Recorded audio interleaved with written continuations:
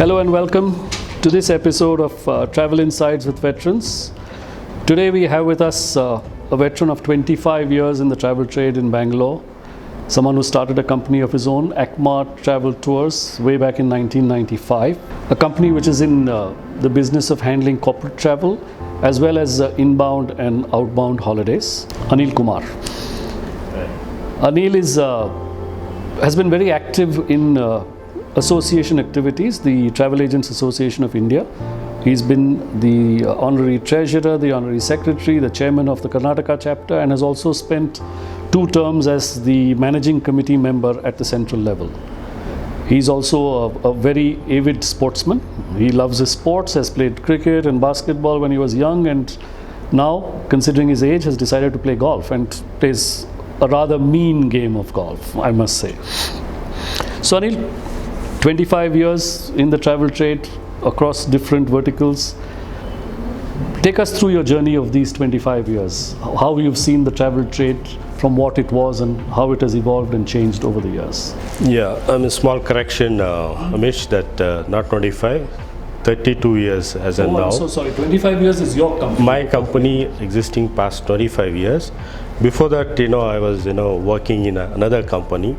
So altogether it's around 32 years. Mm-hmm. It is in a big journey, and happened to come into this trade because of one of my uncle was in this trade, and because of him I came to this trade, and I was working with a very reputed company. I think you all know that Travel Air and Travel Tours. Yes. That time it was in a big company from the South Bangalore. So I started with a small job like a passport assistance. Then I moved on to an international ticketing. Then I was handling an SOTC. Then thereon I had an ambition of doing my own profession, because since we are in a private, we are not in a government or in a bank. So you need to have your life to continue further. So I decided to have my own company.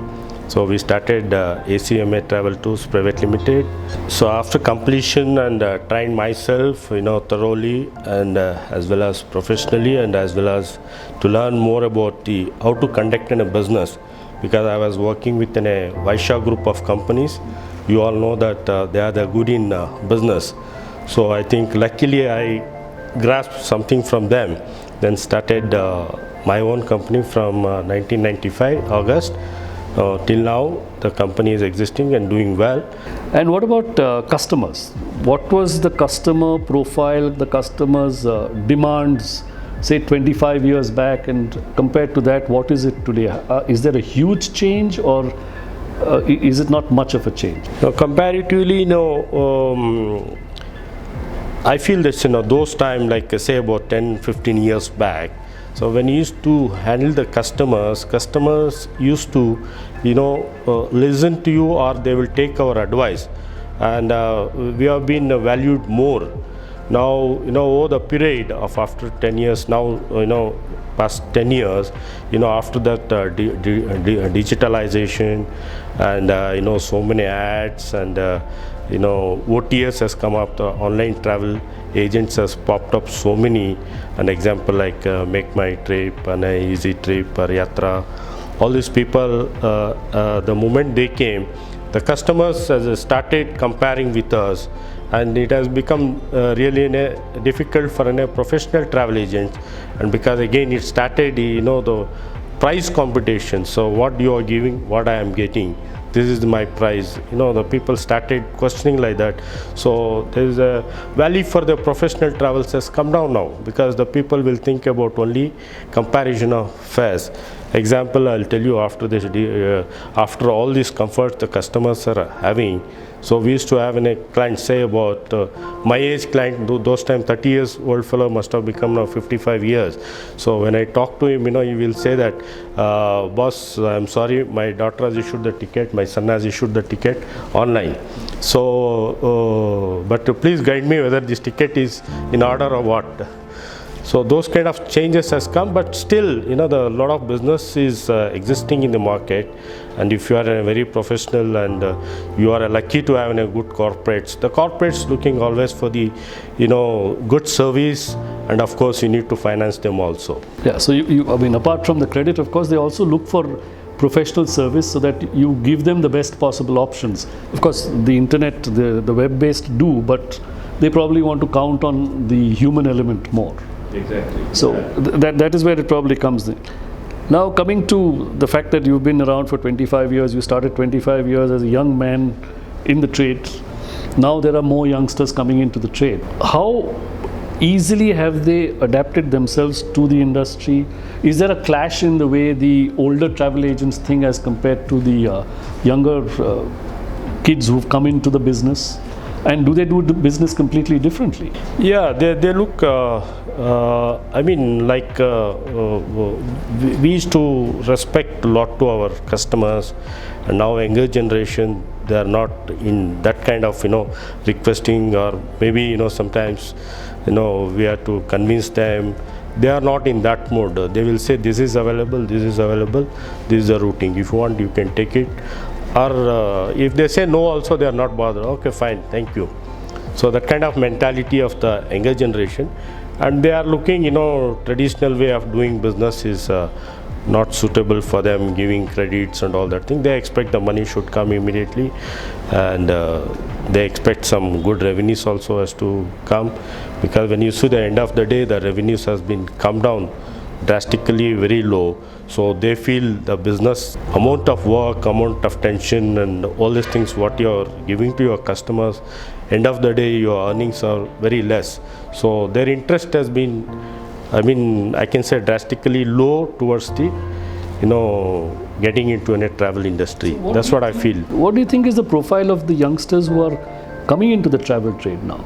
Because like from what you're saying, probably it's not children of people who are already in the travel business. These are people coming in new. So what drives them to the travel industry according to you? Since travel industry is so easy and very transparent, and anybody can learn, anybody can do. So the little bit of youngsters who are, majority of the youngsters, the moment they come into a good travel agency, they work for 1 or 2 years, those youngsters will start, doing on their own. So that's where, for the other travel agents has been hit very, hard, and because they are able to, because of the social media and all these contacts, and those people feel this is a good business for them, and also they will be, young generation is fascinated about traveling, so they like about once you get into this industry, they think it's glamorous, they can travel. But they don't know the downside, like you. Yeah, I know. Once they come to, I think now if they come to this present situation, they will be dead scared. Yeah. Now coming to your role in TAI, Travel Agents Association of India, you've been in various capacities serving the association. What do you think is the role an association like TAI can play in promoting the travel and tourism industry? Yeah, TAI is in a great body, because we always love TAI, the Travel Agents Association of India, because I have served, almost 10 to 12 years, like, in the chapter level, the national level. And TAI is in a great body, unfortunately, as I said, whatever we put forward to the government or to the airline, the relief will come only for the short period. Afterwards, what they have decided, like airline or government, it will come into an effect.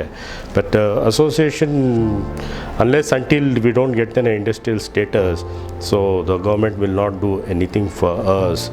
But as an association, it is in a great body, we have interactions, we exchange the thoughts, and we circulate the information which many people were not aware, and we too have a good conventions in a yearly basis, and the chapters, especially chapters once in a month or once in 2 months, we sit and discuss so many things.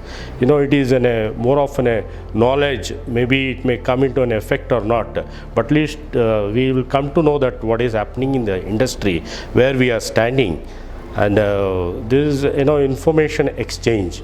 Right. And over these 15 years in TAI, have you seen TAI also change in terms of its ability to reach out to the right people in terms of bringing in more travel agents under its fold. I think you were in charge of membership development when Exactly, yeah, 15 to 17. Yeah, so have you seen new members coming into the association? Yeah, to be frank with you, the people will show a lot of interest.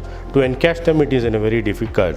During my tenure of 15 to 17, I was able to make about 400 new members. It was a huge challenge because previous committee, those time they are, they terminated nearly about 600 people. And we are reduced by so many numbers in our association number. Then we had to get in a new members. It was a big challenge, but the people very passionate, and people they think association previously if somebody has given a note on this association is good, you should join. So only those kind of people we can encash. Just like that, you talk to somebody, you convince him so much also, it is very difficult to make them in a membership. So basically what you're saying is anyone who wants to join the association wants to see some value add. Value add is there, but they will say that what Thai is doing, all the things, because then we can't talk to them, because he will not understand whatever we say, because his mindset is that what association can do. And apart from that, there is a lot of association evolved. Like Tafi is there, Ayato is there, there's so many other small ETA is there. And we have in Karnataka itself couple of other associations. Yes, that's right. See something that other association is there. So they are all those people, they want to join those kind of smaller associations because they will be more comfortable. Sometimes they think that like example, like if they see Sunil Kumar or somebody else, they may get scared what we are going to do in front of him. So they wanted they want to play with their younger or maybe their level people itself. So that also is a little drawback, but anyhow, Thai is a great association. So anybody joins, there is no regrets. Maybe till they join, they may think this is something like that, but after join, nobody leaves. So I think I am proud to be a Thai member, active member, proud Thai member. Proud Thai member.